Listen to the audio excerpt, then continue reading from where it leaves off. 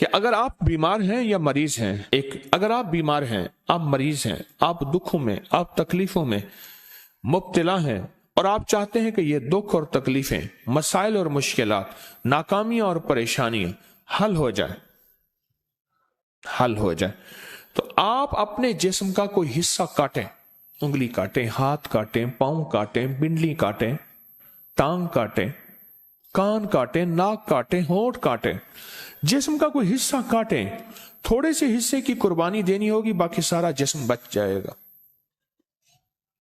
تھوڑے سے حصے کی قربانی۔ اب لوگ ہنس رہے ہیں، انہوں نے کہا تم جاتے ہیں کسی دیوانے کے، ارے نہیں، یہ حقیقت ہے۔ اور تھوڑے سے حصے کی قربانی، باقی جیسے کوئی یہ بیمار ہوتے ہیں، ان کے ہاتھ پاؤں گل جاتے ہیں، ان کو گینگرین فلاں فلاں کہتے ہیں، وہ کہتے ہیں جی یہ حصہ جسم کا کاٹیں گے ورنہ یہ آگے بڑھے گا، یہ بیماری آگے بڑھے گی، پھر وہ کاٹیں گے، وہ ٹھیک ہو جائیں گے۔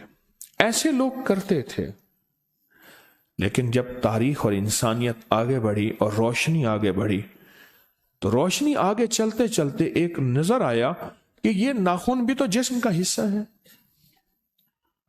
جسمی کا تو حصہ ہے۔ اچھا، اسی جسم سے نکلتے ہیں،